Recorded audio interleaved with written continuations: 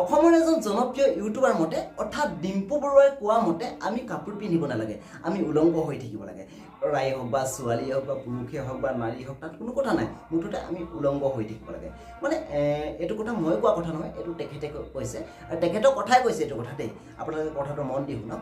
তেখেতে কৈছে মেট্ৰিক পৰীক্ষা মানে আপোনালোকে সকলোৱে গম পায় মেট্ৰিক পৰীক্ষা লৈ এটা বিতৰ্ক সৃষ্টি হৈছে, গোটেই অসমতে মানে চৰ্চা বিষয় হৈ পৰিছে, বহুতে বহুত ধৰণৰ সমালোচনা কৰিছে। তাৰ মাজতে আমাৰ মৰমৰ ইউটিউবাৰ মানে ডিম্পু বৰুৱাই কি কৈছে আপোনালোকে জানেনে? যে তেখেতে কৈছে তেখেতৰ মতে বোলে মেট্ৰিক পৰীক্ষাটো বোলে তেখেতৰ দিনৰ ককা ককিহঁতৰ বোলে দিনত বোলে পাতি লোৱা পৰীক্ষা, এইটো আগৰ পৰাই আছে, আগৰ পৰা হৈ আহিছিল, এইটো এটা বহুত পুৰণা হ'ল। বৰ্তমান যিহেতু গোটেই অসমৰ মানুহবিলাক মানে শিক্ষিত হ'ল, গতিকে আধুনিক যুগ নহয় জানো, গতিকে মানে এইটো আমি এৰি পেলাই পুৰণা বস্তুটো আঁতৰাই পেলাই নতুন এটা বোলে কিবা এটা বাছি ল'ব লাগে তেখেতৰ মতে। এতিয়া মই ক'ব বিচাৰোঁ আপোনালোকক, চাওক আপোনালোকে ভাবি লওক কথাটো সঁচা নে মিছা। তো ইয়াতে মই আপোনালোকক এটা কথা জনাব বিচাৰোঁ, তেখেতে কোৱাৰ দৰে অৰ্থাৎ আমাৰ মৰমৰ ডিম্পু বৰুৱাই কোৱাৰ দৰে, ইউটিউবাৰ আমাৰ ডিম্পু বৰুৱাই কোৱা মতে তেখেতে এইটোৱে কৈছে যে এইখন স্বাধীন দেশৰ মই এজন নাগৰিক, গতিকে মোৰ মনৰ কথাটো খুলি কোৱাটো তাত কোনো অপৰাধ নহয় বা অধিকাৰ আছে তেনেকৈ কৈছিলে। চ' ময়ো এজন এইখন দেশৰে নাগৰিক, স্বাধীন দেশৰ, গতিকে মোৰো অধিকাৰ আছে তেখেতৰ দৰে মোৰ মনৰ কথাটো খুলি কোৱাটো। গতিকে মই ক'ব বিচাৰিছোঁ, ইয়াত যদি মোৰ ক'ৰবাত অজানিতে ভুল হয় তেতিয়াহ'লে আপোনালোকে আঙুলিয়ে দেখুৱাব এইটো যে ভুল হৈছে, তেতিয়াহ'লে মই মোৰ ভুলটো মই নিশ্চয় স্বীকাৰ কৰিম। মোৰ কথাটো হৈছে কি, যদিহে তেখেতে যদিহে মেট্ৰিক পৰীক্ষাটো পুৰণা বুলি কয়, পুৰণা হৈছে নতুনকৈ ভাবিব লাগে বুলি কয়, তেতিয়াহ'লে মই ক'ব বিচাৰোঁ যে তেতিয়াহ'লে আমি কাপোৰ পিন্ধাটো এটা পুৰণা হৈছে, এইটো আমাৰ পুৰণা অভ্যাস। কিয়নো চাওক মেট্ৰিক পৰীক্ষাটো আগত মানে যেতিয়া স্কুল কলেজ নাছিলে, যেতিয়াতো স্কুল কলেজ হ'ল তাৰপাছত মেট্ৰিক পৰীক্ষাটো পাতি ল'লে নহয় জানো, ঠিক তাৰ আগতে মানুহবিলাক শিক্ষিত নাছিলে, লাহে লাহে শিক্ষিত হ'ল। চ' তাৰ আগতে মানে কি মানুহবিলাক বোলে উলংগ আছিলে, এইটো মই কোৱা কথা নহয়, মই দেখা কথা নহয়, এইটো শুনা কথা, আপোনালোকে সকলোৱে শুনিছে চাগে। মানুহবিলাক আগতে উলংগ হৈ আছিলে, যেতিয়া লাজ বোলা বস্তুটো চিনি পালে আৰু এইটোকে যে লাজ কৰে বুলি সিহঁতে গম পালে, তাৰপাছত সিহঁতে কি কৰিলে বোলে যে নিজৰ শৰীৰটো ঢাকিবৰ কাৰণে, লাজৰ কাৰণে সিহঁতে গছৰ ছাল, জীৱ জন্তুৰ ছাল ব্যৱহাৰ কৰিলে, মানে নিজৰ শৰীৰটো মানে সিহঁতে ঢাকিলে। তাৰপাছত লাহে লাহে শিক্ষিত হ'ল, তাৰপাছত কি কয় পঢ়িবলৈ আৰম্ভ কৰিলে, তাৰপাছতে পঢ়াবলৈ আৰম্ভ কৰিলে শিক্ষকবিলাকে, গুৰুবিলাকে, তেতিয়া গুৰু বুলি কয় দেই শুনা মতে আৰু। তাৰপাছত স্কুল কলেজ আৰম্ভ হ'ল, তাৰপাছত মেট্ৰিক পৰীক্ষাটো পাতি ল'লে, ঠিক তেনেকুৱা কথা।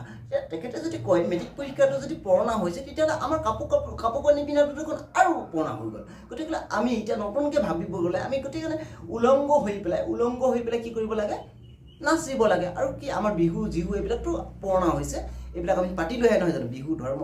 আৰু ধৰ্ম বোলা বস্তুটো কি হৈছে, মেইন কথাটো ধৰ্মটো কোনোবা এজন মানুহে আৱিষ্কাৰ কৰা নহয় জানো, একোজন মানুহে।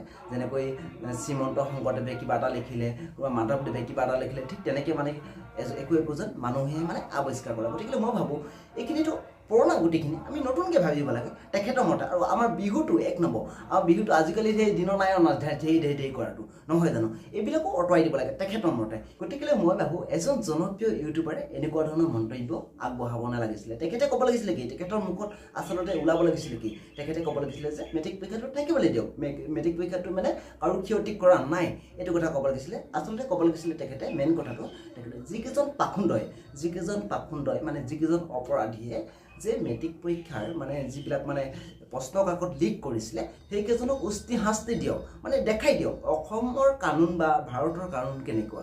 আচলতে সেইটোৰ ওপৰতহে মাত মাতিবলগীয়া আছিলে।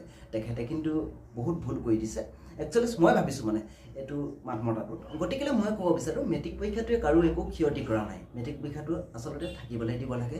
কিয়নো মেট্ৰিক পৰীক্ষাটো আমি আগৰ পৰা পাই আহিছোঁ, যিমানে পুৰণা নহওক লাগিলে, কিয়নো আমাৰ সেইটো হাইস্কুলৰ শিক্ষান্ত পৰীক্ষা বুলি কোৱা হয়। আৰু তেখেতে কোৱাৰ দৰে সঁচা কথা, এইটো বছৰেকীয়া পৰীক্ষা বাৰু। কিন্তু এটা কথা হয়তো বহুতে নাজানে যে স্কুলত ভৰ্তি কৰা, যিদিনাখন স্কুলত নাম লগায়, আমাৰ গাঁৱলীয়া ভাষাত মানে যিদিনাখন স্কুলত নাম লগায়, স্কুলত নাম লগোৱাৰ দিনাখনিয়ে মানে প্ৰতিজন সন্তানৰ মাক দেউতাকে ভাবে যে মোৰ ল'ৰাই, প্ৰথম কথাটো মোৰ ল'ৰাই এদিনকে ভাল মেট্ৰিক পাছ কৰিব, ভাল ৰিজাল্ট কৰিব, আৰু মানে তেনেকৈ প্ৰত্যেকে ভাবে মানে। গতিকে মই ক'ব বিচাৰোঁ স্কুলত প্ৰথম নাম লগোৱা দিনৰ পৰাই, আমাৰ অসমীয়া ভাষাত এইটো, আমাৰ প্ৰথম নাম লগোৱা দিনৰ পৰাই প্ৰতিজন মানে সন্তানৰ মাক দেউতাকে ভাবে কি বুলি গম পায় যে মোৰ ল'ৰাই এদিন বা সপোন এটা থাকে সিহঁতৰ যে মোৰ ল'ৰাই এদিন মেট্ৰিক পৰীক্ষা পাছ কৰিব, ভাল ৰিজাল্ট কৰিব, ডক্টৰ ইঞ্জিনিয়াৰ উকিল এইবিলাক পাছৰ কথা, কিন্তু মেট্ৰিক পৰীক্ষাটো প্ৰথম সপোন, প্ৰত্যেকৰে সপোন। গতিকে মই ভাবোঁ তাৰ পাছত যদি মেট্ৰিক পৰীক্ষাটো যদি পুৰণা আঁতৰাই দিব লাগে বুলি কোৱা হয়, তেতিয়াহ'লে তাৰ মানসিকতা কিমান সেইটো মই ক'ব নাযাওঁ, সেইটো ৰাইজে বিচাৰ কৰিব, নহয় জানো। আচলতে মেট্ৰিক পৰীক্ষাৰ ওপৰত মোৰ তেনেকৈ ক'ব লগা একোৱেই নাছিলে, কিয়নো মানে কিছুমান কথা মানে সহ্য নহ'ল মানে, যিহেতু ময়ো এইখন ভাৰতৰে এজন নাগৰিক বা এইখন অসমৰে এজন মানে জনসাধাৰণ, গতিকে ক'বলৈ বাধ্যত পৰিছোঁ। এজন ইউটিউবাৰ হৈ পেলাই সদায় ইউটিউবৰ স্তৰত থাকিব লাগে। এই যে আজে বাজে কথাবিলাক মানে তেখেতেতো জনপ্ৰিয়, আমাৰবিলাকে একো নাই, আমি আলু কচু বেঙেনা আমি যি ক'ব পাৰোঁ আমাৰ মুখত, আমি ক'লে যে চব সঁচা হৈ নাযাব, কিন্তু এজন জনপ্ৰিয় ইউটিউবাৰে কথাবিলাক অলপ ভালকৈ ভাবি ক'লে হয় নেকি। কিয়নো মানে তেখেতৰ মাক দেউতাকক স্কুলত যিদিনাখনি প্ৰথম তেখেতৰ নাম লগাইছিলে আমাৰ অসমীয়া ভাষাত, সেইদিনাখনি মানে তেখেতৰ মাক দেউতাকো ভাবিছিলে যে মোৰ ল'ৰাই এদিন ভাল ৰিজাল্ট কৰিব বুলি, কথাটো নহয় বুলি কোনো ক'ব নোৱাৰে। গতিকে মই ভাবোঁ এই যিটো বস্তুক লৈ আমি মানে কল্পনা আকাংক্ষা আশা কৰা হয়, মানে এই বস্তুটোক যদি আমি নোহোৱা কৰিব বিচাৰোঁ, তেতিয়াহ'লে এইটো জানো শুদ্ধ হ'ব, আপোনালোকে নিজে বিবেচনা কৰি চাওক।